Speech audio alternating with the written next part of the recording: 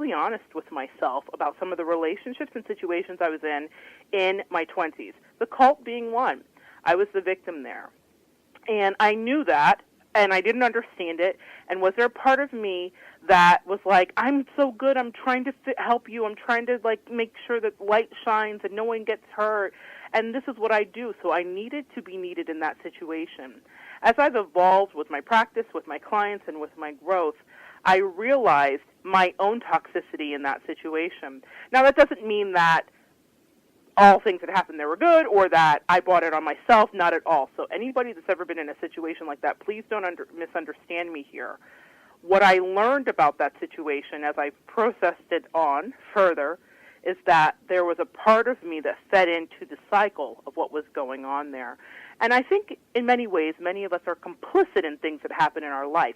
We don't ask for things to happen, but we do give our agreement. We do give our permission. You know, we're taught in the psychoanalysis world that we allow things and we teach people how to treat us. So there was a lot that I was learning, and we'll go a little bit further back to understand why I could even end up in a situation like that, or other relationships that were not healthy. But that interesting perspective from Teal Swan and also Dr. Christiane Northrup really began to open my eyes. I realized that perhaps there are some kernels of truth in both of these ideas. Now, this concept is widely discussed in metaphysical circles. It is a common known fact, as common as it is known that you need baking powder to make a cake rise, or that apples are the main ingredient in apple pie. But empaths, psychics, and intuitives don't advertise it because, again, like I said, it is a great embarrassment, because until you really understand the inside and the outside of why these experiences are happening, you think, what am I doing to make this happen to me? But I fear that we neglect in our efforts to kind of put on capes and save the world to make clear the journey and the struggle of doing your work, of doing this work, of being intuitive, of working with clients, of walking into an office. If you don't have a client in sight and you're picking up on the energy of what's going on in an office, you're an empath if you're picking up on that. Now, we all may be in tune with the mood swings of our coworkers or our family members or our lovers or spouses, but there's something deeper that goes on with empaths and intuitives, and we're going to get into that today. So let's talk about this for a bit, the cape, the journey, and the fact that it's always not as pleasant as it really is made out to be, or as glamorous as it might be made out to be. Here's what you need to know. Most empaths cut their teeth in their youth or in their past lifetimes. They're usually dealing with some form of trauma, and they are taught not to indulge in the idea of boundaries. Now, this is really the first step in making an empath. It's not a fun step. It's stripping away everything that's protective and comforting, and it usually happens in youth. And I've talked to numerous practitioners in the metaphysical community that have had these experiences with narcissists and things later, and the one common denominator is I was taught not to have boundaries. I was taught not to speak up for myself, whether you're a male or a female. I've heard it time and time again. It's documented. It's talked about at various symposiums with various doctors and things like that are working in this community. So this is a known thing, but I don't think that everyone outside of the community really understands that. So they're really good with not minding their boundaries. And this makes empaths particularly good at pushing aside their feelings, which is what ends up making them so brilliant at understanding your feelings. So they're pushing aside their feelings and honoring the feelings of others. That is step one. Now, it's not a healthy step. It's not healthy at all. But what it does is it trickles into some of the situations and experiences that we find ourselves in at later dates in life. Like all people, we have the ability to utilize our powers for good or bad. This is a misnomer, too. People, and sometimes some empaths I've run into, and sometimes myself, have thought, oh, I only spread light, I'm only sprinkling unicorn dust and fairy love. No, I'm human. And so that is not so.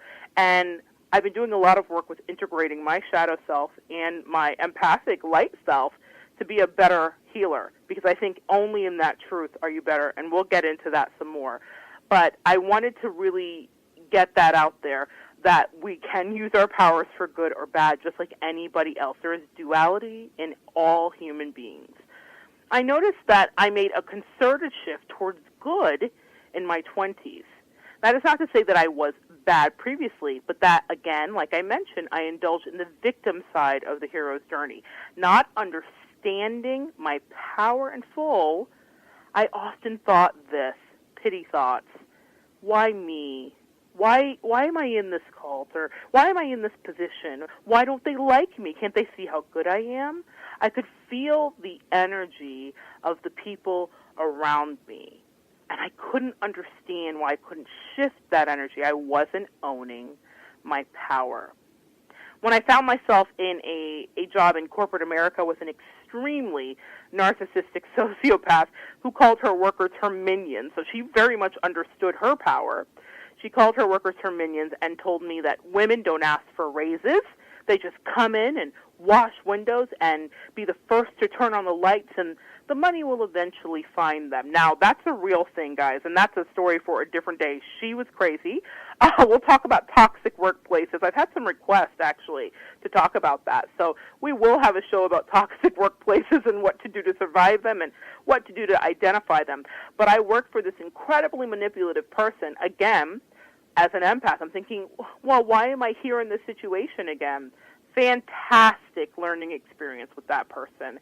She, besides just being crazy, taught me so much about the nuances of a sociopath and how they operate and what to watch for in the manipulation. But I found myself in a position like that after the cult, and this is recently. This isn't 1950 that she's saying women shouldn't ask for raises. A woman saying to me that we shouldn't ask for raises. So I realized in that time that I had really kind of immersed myself there, and I wanted to understand why. And so when I was dealing with that situation, I realized that it's not just about someone being dark, it's not just about someone being insane, but it was about me not owning what I was feeling. I was very much in my weep womp mode, my why me mode, and then I began to realize my power. I began to shift into just trying to navigate my way in the world and realizing my effect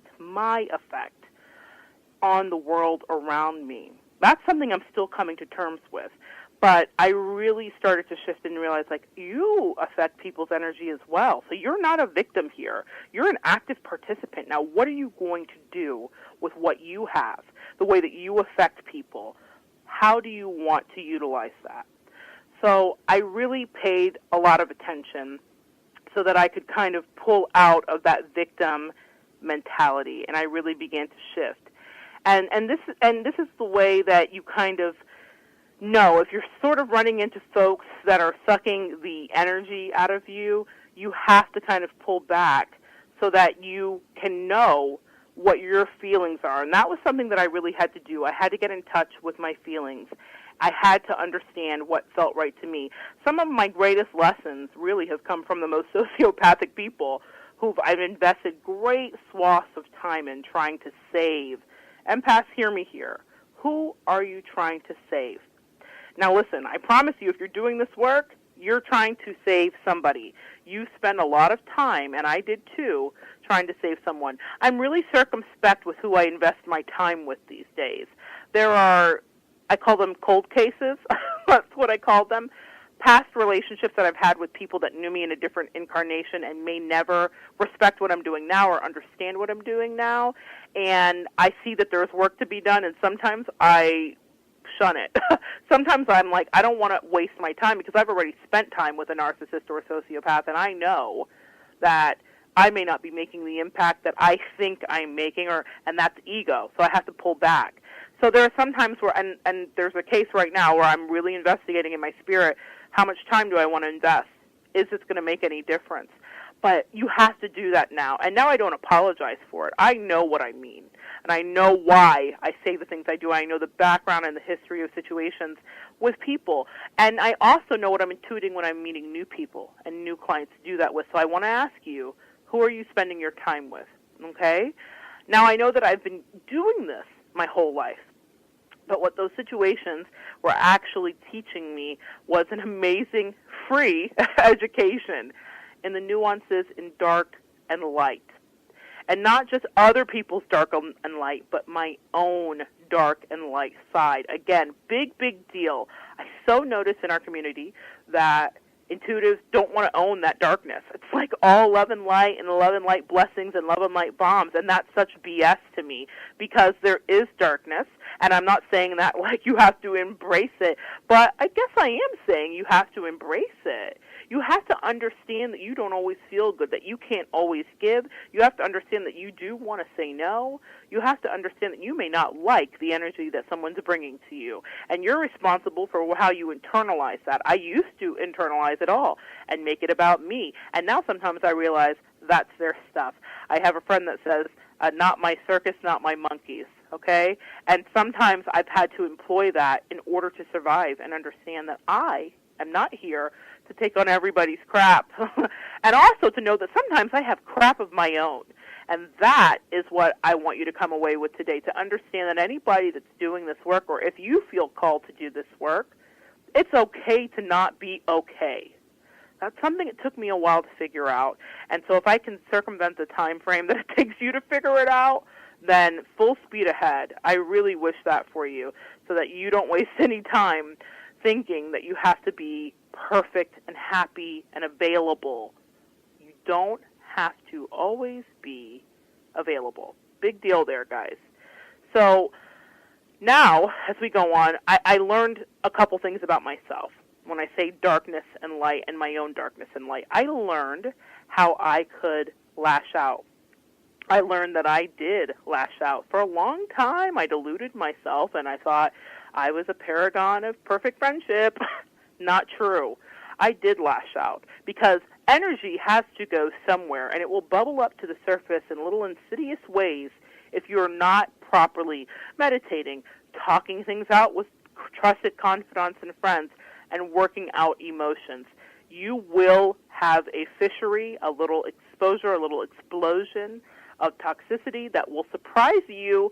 And so empaths, I encourage you to take charge of yourself, get in charge of that and get in control of that dark side and integrate your shadow side, is what we call it, your shadow side with your light side, so that you can be better and more efficient at your job. But there were moments when I definitely realized that I could lash out. I could be passive-aggressive. That was how I was aggressive. I wasn't aggressive-aggressive. I was passive-aggressive.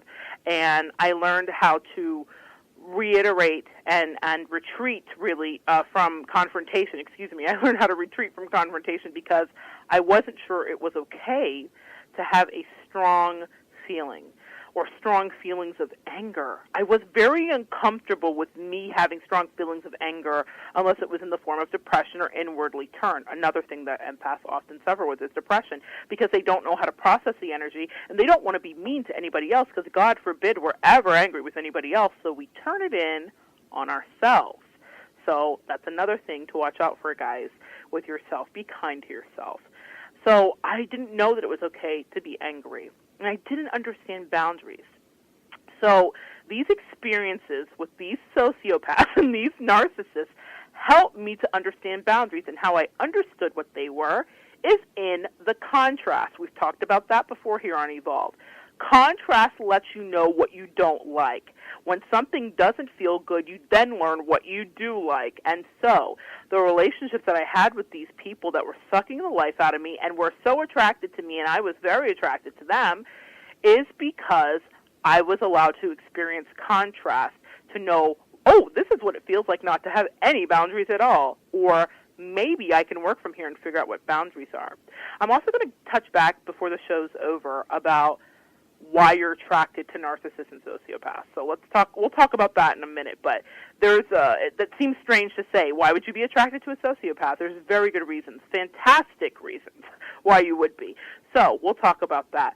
But what I learned in that is how to have strength, and I learned what boundaries were.